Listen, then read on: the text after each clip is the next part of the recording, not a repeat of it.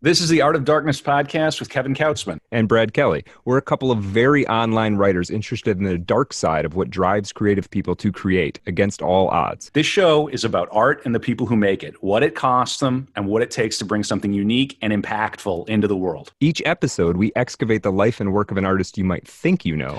Don't worry, they're all safely dead. On every episode, we try and find out just what the hell was wrong with them and how they worked through their darkness to create something that lives on after them and continues to move culture. Find us online at artofdarkpod.com and on Twitter at artofdarkpod.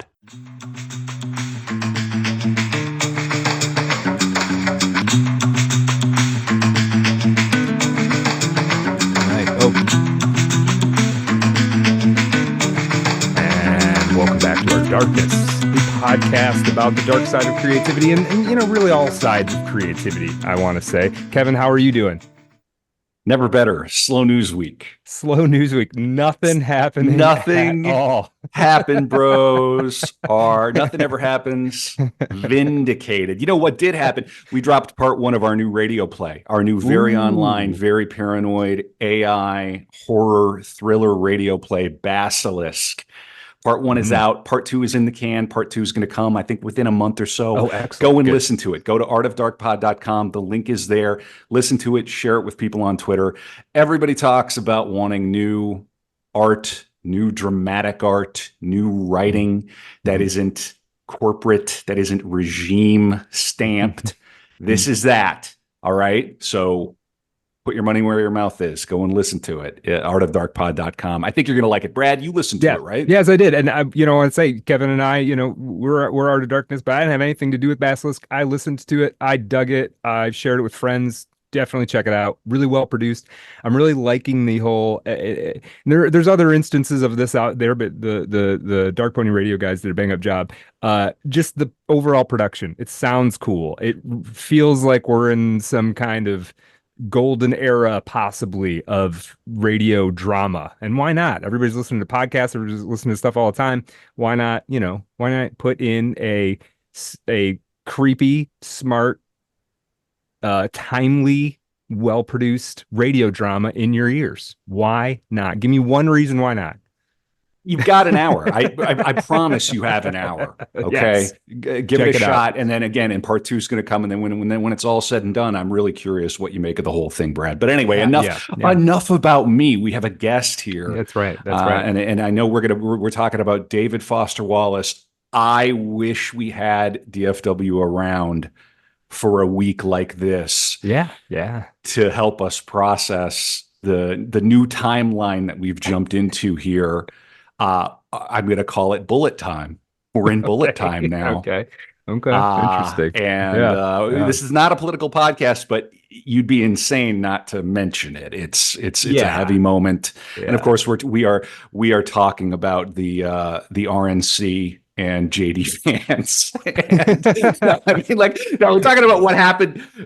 Trump nearly was assassted. Oh, and so really? I didn't hear about this. Yeah. So, but really, you didn't hear about this? Where have you been? You've been living under a rock there. Just kidding.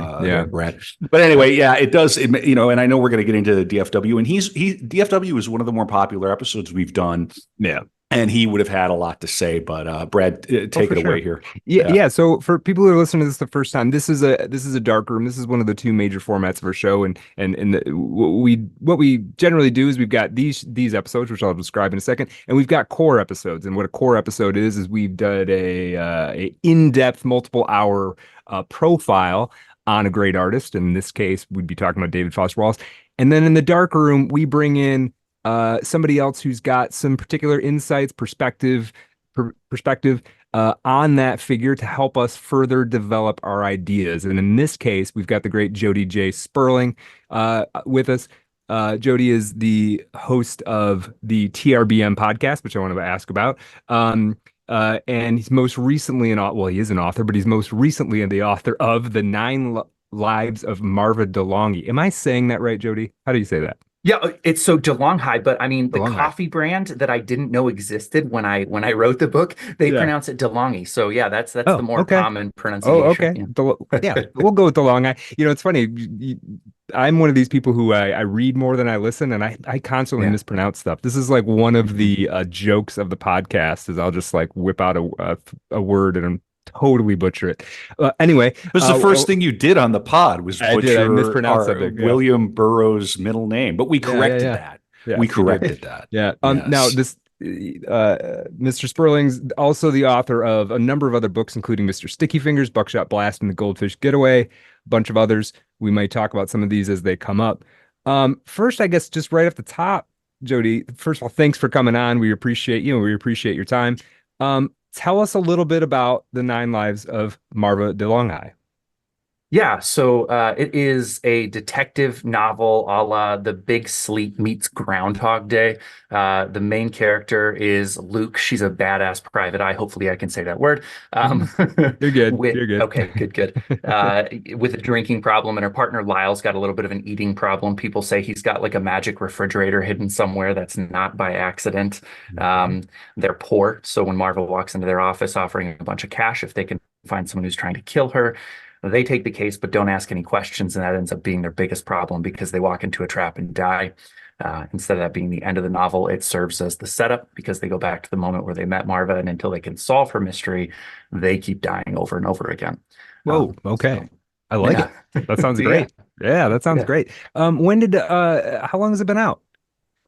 I published it 2 years ago Okay. in January. So it is not a pandemic baby. It had been written for 5 years. I had a wonderful literary agent named Annie Baumke, and we pitched it everywhere. I happened to come on the scene right when the 7.5 Deaths of Evelyn Hardcastle came out. Oh, And every door we knocked on was like, we just did this. we just So published this book. Oh man. yeah. Uh, So we went in a different direction, but it was okay. It was a wonderful learning experience, and I have no regrets. Very cool, man. Yeah, yeah. Well, people should definitely check that out. Now, tell us a little bit about the TRBM podcast. Yeah, so the most notable thing is I did just change the title of the podcast. I want to do this, and I don't know what's wrong with me, but I felt like I wanted to hone in on what it's been about from the beginning. I started the podcast wanting to just get deeper into the literary community and understand a little bit more about how we sell books because writers tend to think that's like a dirty word. Mhm. And I wanted to sell my books, and so recently changed it to becoming a household name because I think that that more aptly describes what this journey is about. Is like, love him or hate him, you know the name Stephen King, and I think that that's an admirable journey to be on. Mhm. David Foster Wallace is another name that I think is Mhm. pretty darn close to a household name, especially after that film got made. There's Yeah. a lot of people who know him well, and I think that he would have been happy to say that that was his goal, is to be widely known. He was a super introverted human being, but he also had disgustingly huge ambition. Yeah, yeah. Well, I think he said something along the lines of writing, especially writing novels, is the vocation for introverted exhibitionists. So, Yeah, exactly. so yeah, yeah. I can kind of vibe with that a bit. And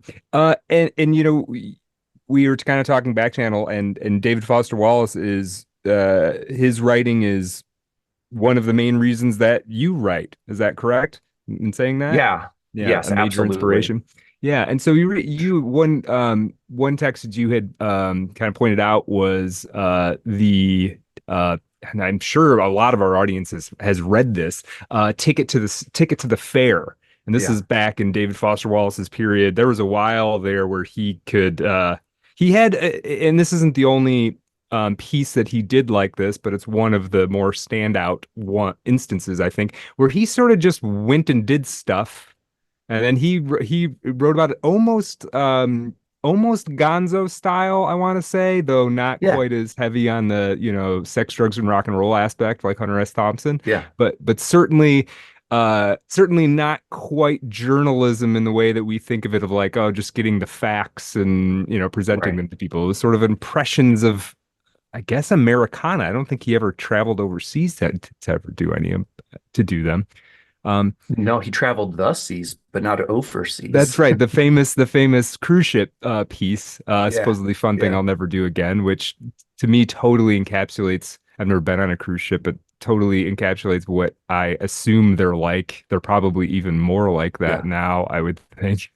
Did DFW at any point write about a presidential scandal? Because I'm thinking about his timeline. I don't think he was actively writing when Reagan got shot. You'll excuse me. I've No. got one thing on my brain right now. Yeah, yeah, But no, he was too he was a shade too young for that, I think.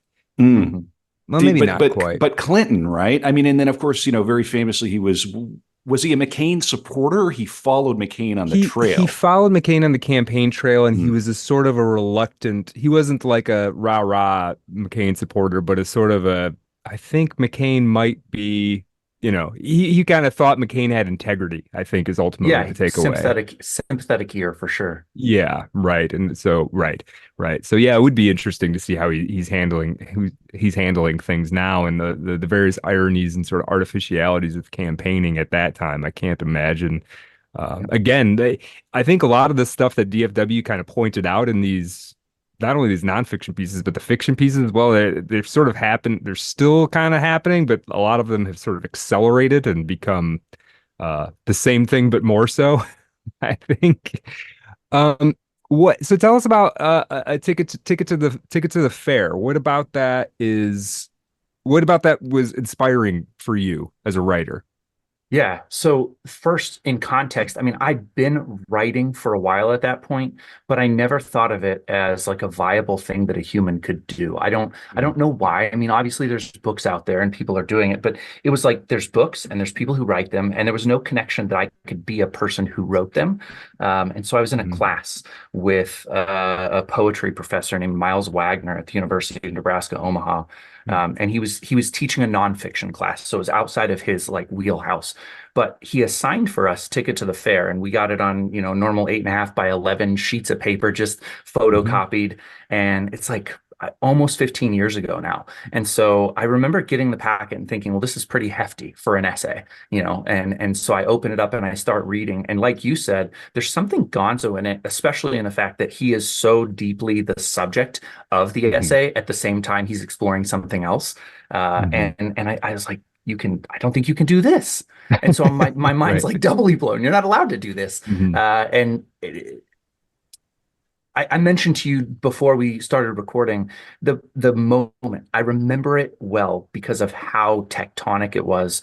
But I was reading this essay, and he comes to this very long list, which I don't have in front of me, but he describes all the different kinds of food that are at the Iowa State Fair. And it's a long column in the magazine print full of foods, just separated by commas.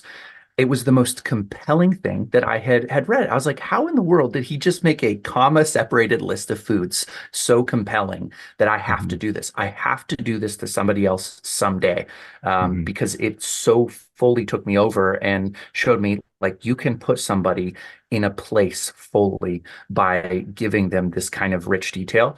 And knowing David Foster Wallace as well as I do now, I know that he had to have obsessed about that list of foods for days to make sure that Mhm. every single one came after the next one in the perfect order, so that Mhm. there's actually almost a poetic language to it. I mean, it's just got punch. Each syllable falls. I bet you there's a meter to those Yeah, foods if wouldn't you surprise me. Yeah. go back and scan it. So Yeah, and I think I mean I just to refresh myself, there's an audio version of it, and it's just somebody on YouTube reading it, and so I was listening to that while I was doing some other things, and there is that, well, maybe we can read it, but there's so many moves in that piece that are uh subtly more artistically constructed than they might seem at first. I mhm. think there's definitely layers to this Yeah. that whole piece, and it is quite long. And I Yeah. almost think, and actually maybe I should just we have a fairly sizable international audience, and if you guys have never been to a county fair, Kevin, have you been to a county fair or a state fair? Oh yeah. What are you talking about? I Yeah, figured. I'm the whole state of Minnesota is on a stick in August, Yeah. more than we usually are. Yeah. But What is it's a fried Kevin on a stick, fried everything on a stick. That's Yeah. right. That's And you right. have, we the prize pig Hmm. and tractors Hmm. and yeah, bro, I'm from North Dakota. Yeah. Please, what are you I talking knew about? I knew you did. I just I wanted to I make can sure you were smell vibing with I us. can smell the fair. It's Yeah. yeah. Yeah, and so Mm. they're like there's all kinds of things. Yeah, so there's fried food, but there's carnival rides, Carnival there's rides and washed up bands are playing, there's agricultural sort of competitions, a whole panoply of things going on. And the state fair literally takes over the North Metro of the Twin Cities for a month. yeah, yeah, It's over. Like I avoid it. It changes the way I drive. Everything. right, It's a right, real right, thing. right. Yeah. And I sort of think that part of the reason that David Foster Wallace's essay on this is so long is not only because he tended to be fairly discursive and he knew how to fill up a page and a lot of pages, right? I mean, his famous book is, with the last 1,200 page book ever written, maybe. But I also think there's something in very just structural about it. Like the state fair is this thing that uh, there's this thing notion I've had about American culture. You guys tell me if I'm totally off base here. We tend to do something in America where if people like something, we do it until they hate it. Like we double it and triple it and quadruple it, and we make sure it's everywhere and unavoidable until you freaking hate it. And I got a sense almost like Right. You were never just gonna have the McDonald's guy, whatever Ray Kroc was it Ray Kroc? He yeah, wasn't gonna stop at 12. right. He's still not happy. No, no. Yeah. Yeah, you're right. Yeah, Yeah. he's not happy until you get a blood test and you test positive for McDonald's. That's how it's always got to go like that. And I almost feel like the essay is kind of like that. It's like Yeah. it's just he gives you so many details and they're all wonderful and interesting and many of them are funny and they're acerbic and they're heartfelt. But there is this like there is a part of me that's like, man, it's just get me out of the fair. Like I'm sweaty, I feel greasy, I've smelled too many things. I want out. But that's the other thing about like I realized at a certain point in my life as a flyover chud here in the Midwest that like what passes for even like fast casual, much Yeah. less fast food, it's fair food. Yeah. People, Yeah. you're going to, like Applebee's is not, it's like 1 degree removed from something you would get at the fair, a lot of it. And Yeah. it tells you a lot about America and what this place is somehow. Yeah. It doesn't surprise me that DFW lingered over the Iowa State Fair. Yeah. Yeah. Well, and he's an Illinois boy. He's from the Midwest. Jody, are you from Nebraska or you just went to school there, if you don't mind me asking? Yeah, so I've been here for the last 25 years, Okay. and so yeah, it's in my blood. I live in a town of 900 people, Wow. and so like Yeah. I'm deeply embroiled in Midwest at its finest. Yeah. What's the does is that part of the appeal? Was that part of the appeal of this DFW piece, do you think? It's sort of like I'm in this world and then he's got this and there's Yeah. yeah, tell me about that relationship being in Nebraska and reading this versus maybe if you're in, I don't know, New Jersey and reading it. Right. That's a fantastic question. For one, I'll say it's not actually been that long since I've been to the Iowa State Fairgrounds, and it is a huge. It's a city within a city in Des Moines, and like you go in there and there's these giant permanent buildings, and they're all like specifically dedicated to like Midwest culture. You've got your agriculture buildings and all of this kind of stuff, and it is. Like, I think to somebody who comes from an urban setting and walks into that, they'd be like, wow, this feels sort of like the Amish just popped a giant Right. city in the middle. It's really strange. Yeah, it's like there's wagons. We're going to celebrate John Deere tractors and all of that Right. kind of stuff. Right. Yes, I think that it probably had some impact, some sense of like I belong inside of this thing. I've been to it before. In just a week from now, actually at the end of this week, I'm going to the Burke County Fair. My kids are going to ride the rides. We're going to see the carnies. We're going to have like tractor pulls and everything. So yeah, it is part of a culture that I'm very familiar with and I settled into it. I will say at the same time, though, part of the magic of Wallace is that he can put you in very different places and make you feel like an insider. When you read Consider the Lobster, you are pretty sure you have butter on your lips by the end of the essay. So there's something strange about that as well. Yeah, he has a fantastic eye for grabbing the like details that are either poignant or he can also he can make uh, struggling to articulate this, but there's this, I've been to the state fair and I've been to county fairs and local fair. I grew up in Michigan. We're the eastern, far eastern annex of the Midwest, right? So it's not that different culturally in a lot of ways. And uh but he picked up on these like little details that I don't think I would have picked up on necessarily. But as soon as he Yeah. said them, it teleported me to that coordinate in time and space. Yeah. It's really potent. And, the other thing that I really loved about this state fair piece is you could feel, and I'm not trying to speak for either of you guys, but just for myself in this case, I could feel that he had something of a he has a love-hate relationship with this thing, with Yeah. with the state fair, with the kind of culture it represents, the place it is. He kind of loves it, but doesn't like that he loves it. He kind of hates it, but wishes he didn't. There's this complicated relationship, and that's personally how I feel about the Midwest. I love aspects of it. Other parts are sort of hard for me to feel fond about, I guess. So yeah, that's a particular kind of thing that he could pull off. He's got this Yeah. sophisticated. I know there's a point in there where he talks about he's not sure if the Iowa farmer is as sensitive to irony as he is, but Yeah. but if he was, No, is it the Iowa or the Illinois fair? oh, I'm not Iowa. sure. It's the It's Iowa Iowa. State Fair. It's Iowa Iowa. State Fair. Okay, I Yeah. got you. Because Yeah. that is it does not get, The and I say biggest. this as Yep. an adopted Minnesotan, like Mhm. I'm an honorary Minnesotan, like but in Iowa's, it's just going to be peak. That is peak. Mhm. Mhm. Yeah. It does not get more corny, corn, And porky too. corn and pork. Yeah. I Yeah. mean, Corn. and Minnesota, and the University of Minnesota Go Gophers and the University of Iowa, we fight for the Floyd of Rosedale. There's a statue of a pig.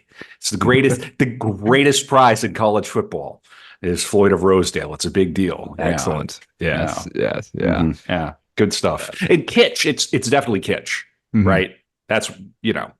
we love that out here. Oh, for Mhm. sure. For sure. Yeah, that's the whole kind of point of it. Not the whole point of it, but it is certainly the state fair is incredibly kitschy. It's funny. I live in the Metro Detroit area, and the Michigan State Fair used to be basically in the city of Detroit. It's moved to some other location now, but where they used to host it for a long time was just like 6 or 10 abandoned city blocks that like you were saying, permanent buildings, like permanent sheds and little structures that I'm not even sure what they were for.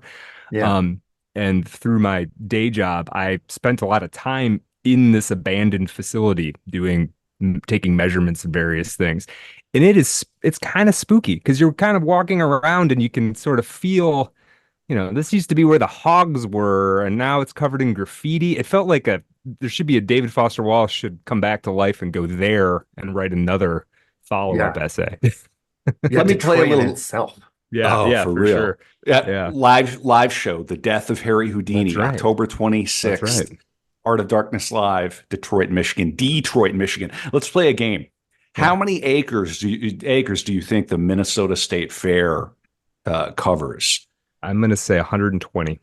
All right, Jody. Oh, like you're saying 120? Yeah. Mhm, I'm mhm. gonna be the idiot here and say 10,000. Oh, well, that's way too high. Okay, yeah, exactly. I love it. No, I love it. I was Big willing money, to no go whammy. really high. No, Yeah, it's that's all right. 322 acres, the state Okay. fair. And I'm reading that and we're going to do one more. And this is just the Minnesota State Fair. All right. Yeah. I'm just the hometown boy here. How many people do you think attended the Minnesota State Fair in 2019? 2019, the year before the plague. Gotta be 500,000. Jody? 10 million. No. No. How many do you think? Yeah, I'll go 1 million. 2.1 million people. The population of the Wow. state is like under 6 million. It's crazy. Wow. It is crazy. That's amazing. And by the way, I refuse to go. Yeah. I just can't do it. Just the parking, the driving, all of it. It's just I'm just not going to do it. I not think gonna that's do it. pretty common. If you live near one of these major things, it's pretty common to just like bail. Yeah. Hmm. Yeah. It's because you don't want to deal with all that for sure. Um, Hmm. but Jody, so I kind of have another question here about, you know, so David Foster Wallace is, I find this really interesting that like, okay, he's a um, very well-known writer sort of his generation, you know about him, I know about him, all of our whole audience knows about him. Um, and yet, there is a way you kind of talked about this becoming a household name thing. He isn't quite the household name that Stephen King is, Right. say, right?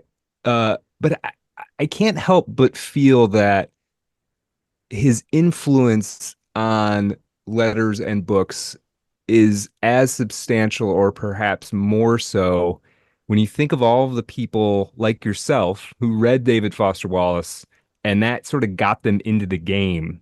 Hmm. And I guess I'm curious, how conscious of David Foster Wallace's voice are you in writing?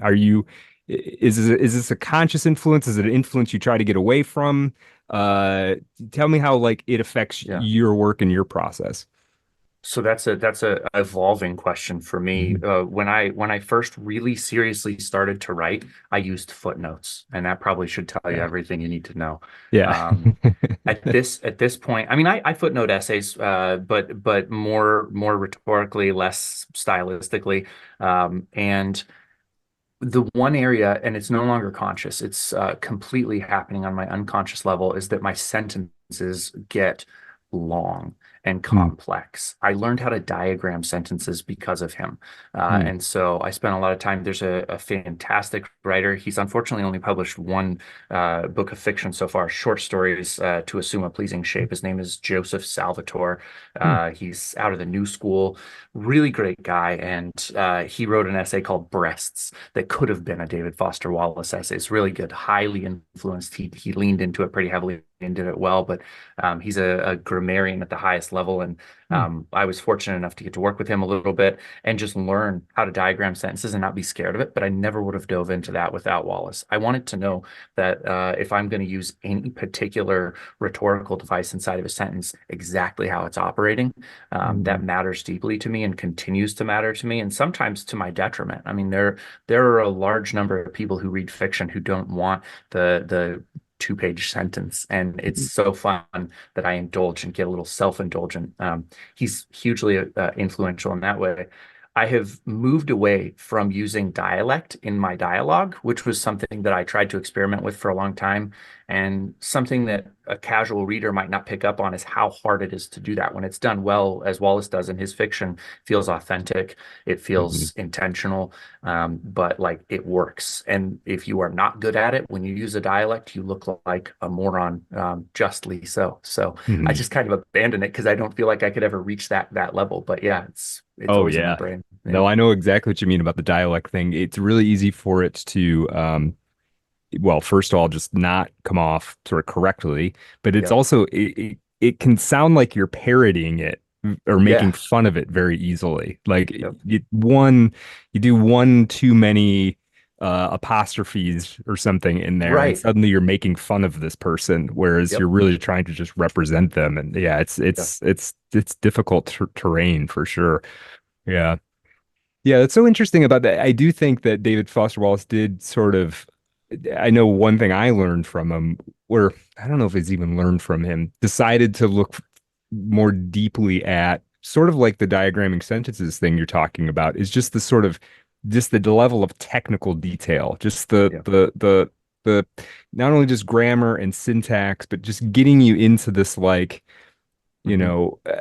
very the what is it, the left brain side of writing Yeah. at a very technical level, and sort of trying to make sure all that stuff lines up. um I think before I got into David Foster Wallace, to me it was like, oh, it's just all vibes. Right. I'm Yeah. just I'm just going for it, but Yeah. yeah, there's certainly more there. And I think, you know, it, it's not obvious until you really dig into a work like Infinite Jest or something, that how Yeah. carefully done everything is in that Yeah. book, like how much He care has gone into it. he says something, and I don't remember where or like which book or where, but he says something to the effect of, when I'm reading, I never want to forget that I'm reading. And I think that that's countercultural right now. People Mhm. are like, oh, whisk me away to Ireland on the hills and I'm going to Yeah. fall in love. And he's the kind of guy who was writing in such a way where he wanted you to remember that you were reading him. He wanted the relationship to be him, Paige, you. And that is something that I have built my entire writing around. Like, I'm going to write a novel and I want you to be entertained, but I don't actually want you to forget your reading because there's something special about reading. I don't want that to be an excluded part of this process. Yeah, I like that you say that. I do feel like the lesson you're kind of given if you go to a writing workshop or whatever is sort of like, well, the best kind of writing is the writing that you don't even know it's being written. Well, do you ever Yeah. know it? Do you ever not know it's being Right, written? exactly. Right? Like, I don't know if anybody's ever suspending their disbelief that hard. Right. Yeah, yeah. Uh, No, that's a really good point. Um, uh, and here's I have another kind of question that's sort of loosely related to this. So one of the things that I was so fascinated with, so um, we did our in-depth David Foster Wallace episode, right? And we cover his whole life and biographical material, quoting him. I listened or read to basically every interview he did, read a lot of his work, obviously. Um, and I really got there's this conception of him from a certain distance. If you're not super familiar with him, there's this conception of him as being very ironic and very kind of detached. And then as you get closer, you kind of realize that that's a layer of him that he was actually actively working to try to get below in himself. Like he was trying to be as sincere as he could be. The instances of irony in his work weren't um pathological. He was making, like, the one thing I think about is he does this interview with Charlie Rose. I'm not sure if you've seen it. I think he actually did two yeah. interviews with Charlie Rose, and he's being incredibly vulnerable, like in this very sort of anxious sort of way, kind of talking about himself. Um, and it gets me thinking, so because I, like you, am involved in this self-promotion thing, right? I had a book come out a couple Yeah. of years and went on a bunch of podcasts. I'm going to have one come out, in the next hopefully year or so. We'll do the same thing and be really trying to get people to read it.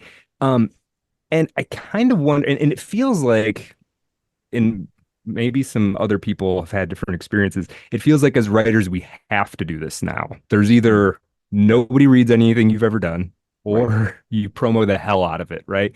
And learn how to market to some degree, and everybody's got different innate abilities to do that. I wonder, what do you think David Foster Wallace having this attitude of like sincerity, this anxiety about, speaking too highly of himself or whatever, how do you think he would feel about this sort of new paradigm that I think we're in of self-promotion? And do you think he would have been able to do it? I am not sure Yeah. if he would have been able to do it. Um, I you've caught me with a question that is something I think about all the time. Like, I'm not even Mhm. sure I'm able to do it. I Same. it's like a huge disconnect uh, between what the work that you're writing Mhm. and the process of sharing it with the world. Mhm. Yeah, I guess my short answer is that he would have found a very David Foster Wallace way to do it. He would have found a way to disarm people just the way that he did with his fiction all the way up to 2008. And I think that somehow he would have figured out what to do, which is part of the magic of him. He makes it look a little bit like he's discovering things along the way, but by the time he Mhm. sat down to write anything, he had already discovered pretty much everything and was then just relating it back to you. So I think he would have figured it out. And it would be amazing to hear him talk about it at this point.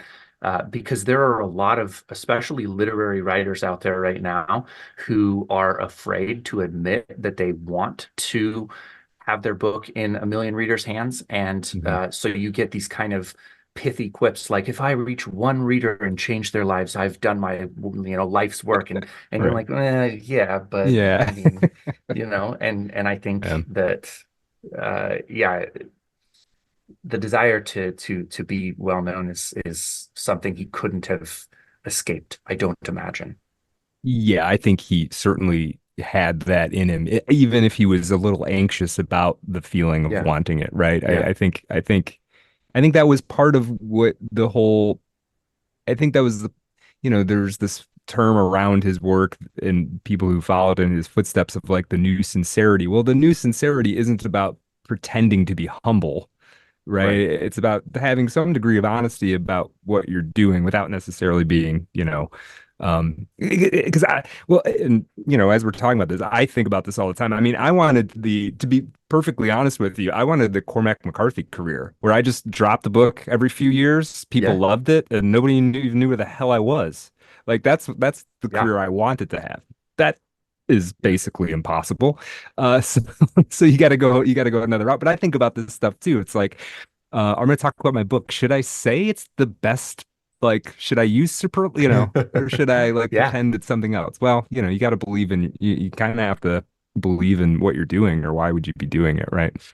yeah. Um, yeah, that's really interesting. I think, yeah, I'm just having a hard time thinking about him doing the elevator pitch that I asked you to do at the top of Right. this You could episode, tell I right? practiced it a few Yeah, and times, he was right? Yeah. great. He was great. You knew exactly what people wanted to hear, and that was, if it's four people, they're gonna get it now. But like, I have a Yeah, harder time picturing David Foster Wallace doing it. There'd be a lot of like ums and ahs and scratching his head, and yeah. well, what it's really about is there'd just be Uh-huh. a lot of that. Absolutely. Yeah. I mean, how could you describe infinite jest? I Well, think that right. it defies the ability to describe in the first place. It's not about one thing. No, certainly not. Yeah. Yeah. Well, and then that's the other thing too. It's like, well, sometimes a work of art isn't really, you almost you can never really, you described what your book's about. It's about more than that, I'm Yes. sure. Yeah. Yeah. Yeah. Yeah. It has to be. Otherwise, yeah. Yeah. It doesn't quite work that way. The other thing we kind of talked about back channel was, and I thought this was really interesting. You have a copy of Signifying Rappers that you paid a fair amount of money for. $3,000. Yeah, I paid How much was it? $3,000 Three for it. thousand dollars. 3,000. Yeah, Wow. there is a very, very small number of printings of that book Hmm. that came out early. So it's similar to Infinite Jest, where there was a an early print run where there's a typo in the front. So they call two different editions the first edition. Nothing Hmm. changed. They just found a typo and quickly did another printing, which is the case with Signifying Wrappers. And so I got this really stupid, I can't remember what the technical name is for it, but there was a wealthy family in Spokane when I was in school that donated money to people who wanted to buy research books. And Hmm. I won one of the it's not a scholarship, but it's like that. My brain is empty right now. Like a grant, kind And of. yeah, it's kind of like, it's basically a grant. They called Yeah. it something else, but it was their name, and so I got a fair amount of that money, and I could only use it toward the purchase of books. And so I found this book, and I wrote into them and said, this is the one I want, because they had to buy it, and they're like, well, they have this book for $5, and I was like, yes, but they don't have the book with the exact text, and I need the book with the exact text. Ah, okay, okay. So I had to kick in a fair amount of my own money, but I also was able to get a little help with that, and it was nice because it's a very cool book for anybody who gets to watch. This is the copy of it. It sits on my shelf, which it Oh should yeah. not, because it's worth something. Right. But it sits next to all of my David Foster Wallace, and I can't help myself. My wife got me a signed copy of Brief Interviews with Hideous Men, and Oh wow. I wore latex gloves with that when I read it, but I had to read the actual copy she bought me.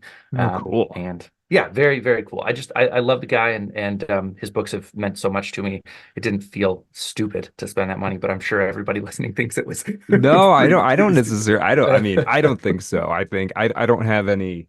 The closest thing I have is I have a first edition under Malcolm Lowry Under the Volcano. It's not a Oh, fair copy. It's in bad shape. It was in bad shape when I got it, but yeah, I love that's that thing. amazing. Yeah, absolutely. Um, Yeah. But tell us, for people who don't know, I mean, Signifying Rappers is not one of his better known No. works. Can you, what is Signifying Rappers? Yeah, in fairness, it's not one of his better known works because it's not particularly good. I hate to say that, but it's like it is before he discovers his voice, if there's such a thing, he's still finding it when he's writing with Mark Costello. And so it feels academic in nature. I mean, you are seeing him start to play with dialect. So there are like big passages of the book where he's quoting people that he's spending time with, different rappers. And he does use their dialect and he does it fine, but it's not that same deeper sense of like how he masters it later on.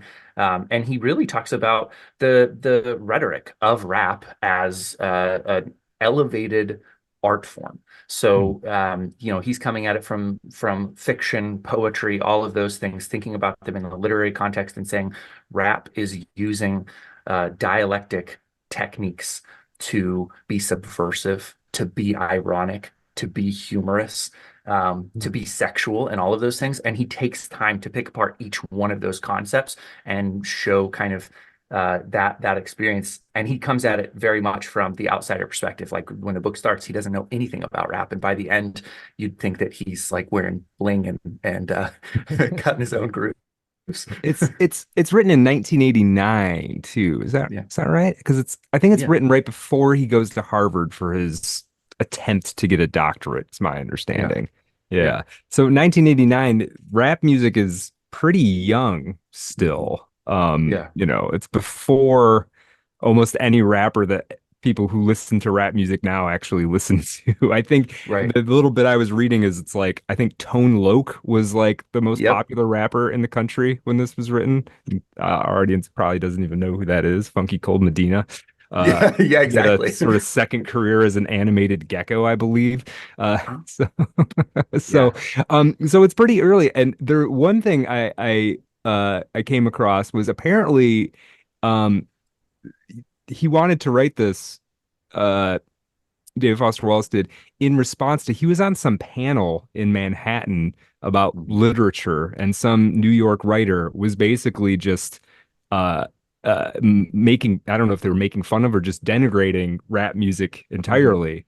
And David Foster Wallace like went back to Boston with his buddy Yep. Mark Costello and was like, "Oh, we're gonna write something serious about this, and we're gonna try to put it in the academic context," which Yeah. I respect.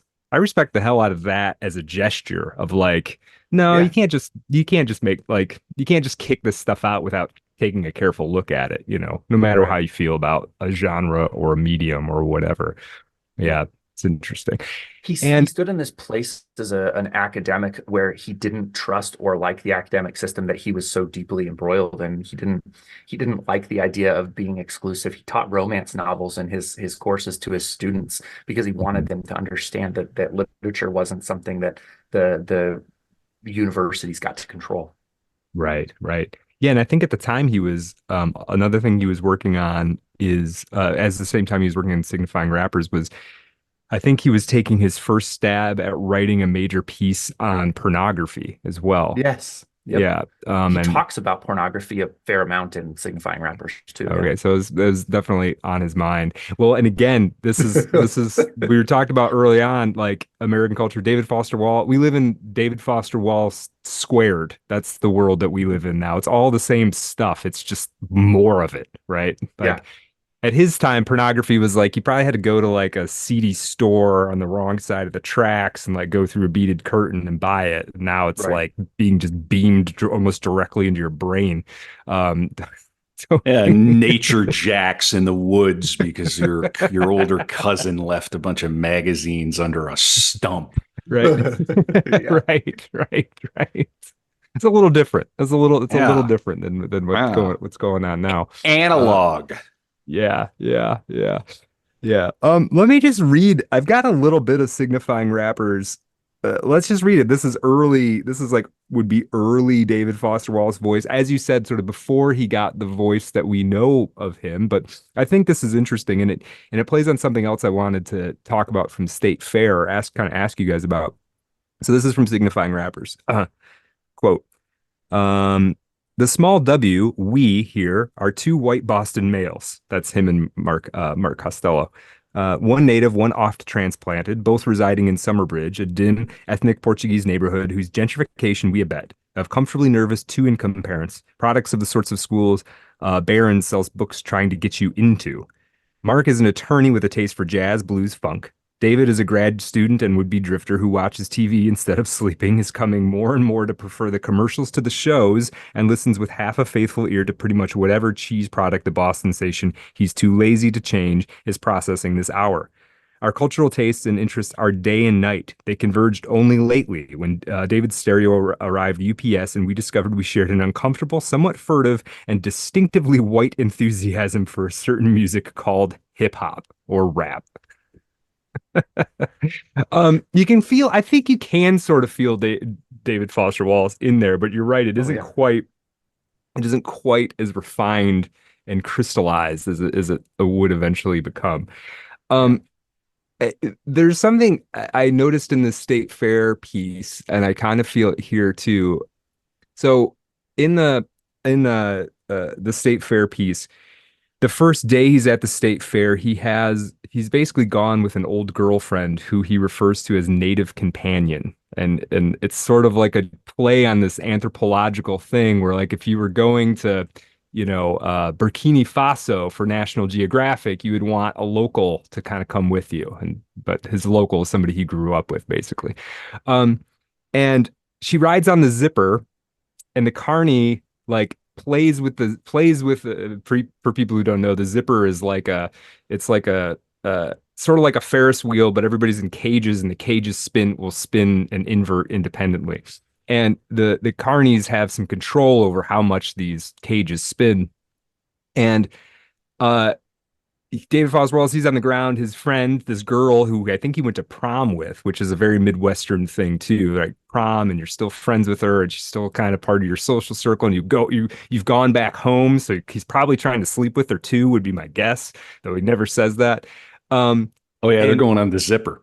Yeah. Well, he stays on the ground because the zipper is scary to him, right? And a little bit déclassé. And so the carny spins. Can we say the word carny in 2020? Yeah. You know what? On this spot, we don't. You can definitely say carny. They are carnies. Yeah. Respect to the carnies. I think they would call themselves carnies, to be honest. Yeah, they're not highfalutin. They're not, they don't take themselves too seriously. Small hands smell like cabbage. Yeah, that's right. So they're spinning her around, and they're clearly like trying to see up her dress and are succeeding at doing this, right? And Wallace is all sort of like verklempt about this, like, oh, it's very sexual assaultish, is I think or sexual harassmentish is I think how he calls it. And she comes down and she's like, hey, it's spun 16 times. She's all stoked and she had a great time, and like she's sort of poking fun back at David Foster Wallace's like weirdly like East Coast sophisticated naivety, his like the way in which living in an East Coast or a West Coast city for that matter kind of turns you parochial in a different way, right? Like he was sort of like, well, if this would have happened in New York, it would have been shut down by a mob of feminists, but here it's okay somehow. And he does want to, the reason I bring it up, and it's kind of the same thing I feel in the signifying rappers thing, this is one of my favorite things about the David Foster Wallace. He sort of like looks at himself, sees that he's ridiculous, and then sort of looks at the figure that he's looking at he's able to like not only see sort of the world from multiple perspectives simultaneously, but he's able to actually see himself seeing things from multiple different perspectives, if that makes any sense at all. And it reminds me of, what some of the great, did you guys ever watch Portlandia? I know of it, but never watched it. Okay. So yeah, I've seen some Portlandia, yeah. Yeah, no, so Portlandia was great at this too. It's like, on the one hand, it's like kind of annoying, but the reason it's sort of annoying is because it's making fun of the things that you and the creators are mutually annoyed by. My favorite moment is when they go from Portland to LA and the sun is so bright that they can't, because it's so true. I mean, you're just like, oh my God, it's great. Yeah. So anyway, I just love, that's one thing I love about David Foster Wallace, and I kind of feel like culturally now we could use a little bit of that almost self mockery a little bit, Yeah. you know, just That's what he kind of, did yeah. in the passage that you mentioned. That's exactly what he did. He mocks his whiteness. Hmm. He does like two things by doing that, by being like, hey, we're super white. We're like white guys bonding over rap. He hangs a Right, lantern on it so everybody can see that I'm not going to try to like own this. right, And yet I am just about to own this. And I think that's the right. trick of that whole book is like, I'm not going to own it, but I am going to own it. And he gives himself leverage with pretty much everything he does. But both of those examples very much so is like, um, I was trying to look up her dress too. Like I was standing down there just like they were, right? Right.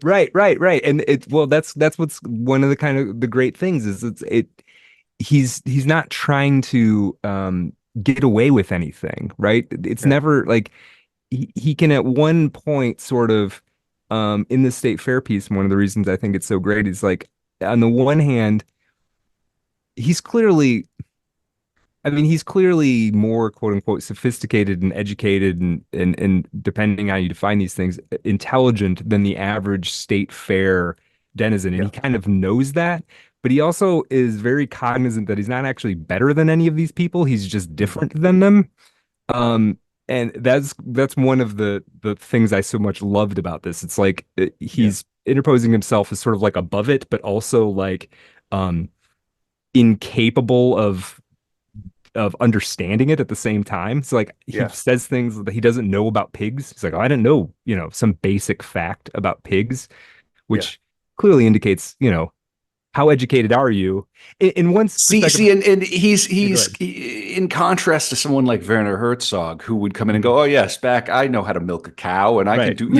He's Yeah. not posing as this kind of Renaissance man, which Right. is just it's a different style. It's very Gen X, very Hmm. I want Hmm. my MTV, and Yeah. honest about it.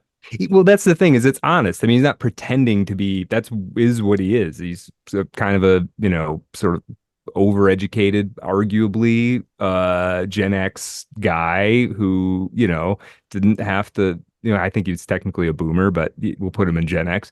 Uh, so yeah, he can't, if he goes to the state fair and pretends he knows everything about pigs, he's just going to look like a jackass.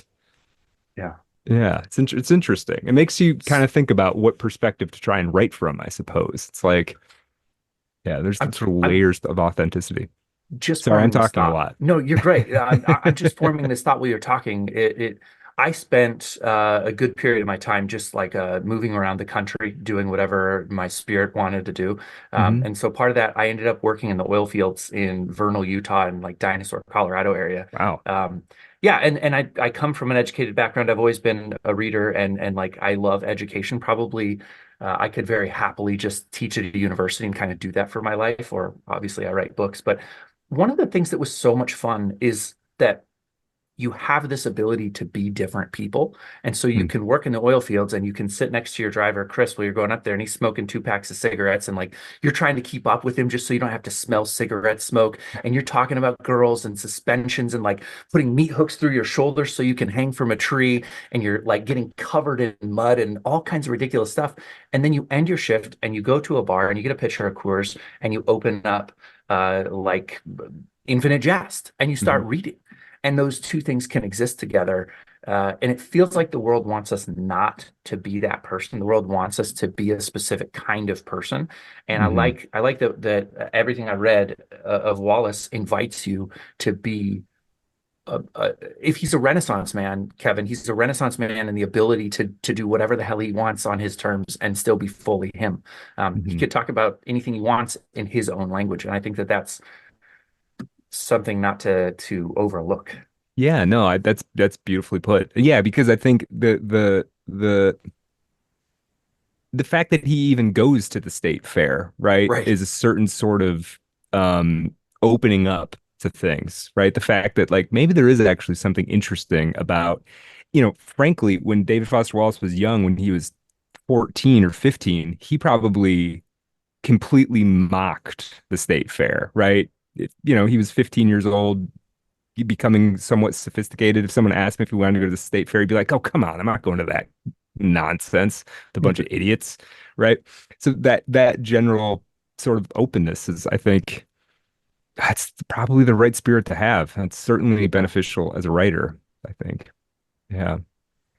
So we're kind of closing in on the end of our first hour. For folks who support us on Patreon or Substack at Art of Dark Pod, we're going to talk a little bit more in the After Dark portion with Jody about the story Incarnations. Incarnations of Burned Children, which is a intense short story written by David Foster Wallace. It's very, very short. It's about 1,000 words. But we're going to talk about that a little bit. I think it's this weird, strange little dark masterpiece, and I kind of want to. I don't know if Kevin's familiar with it.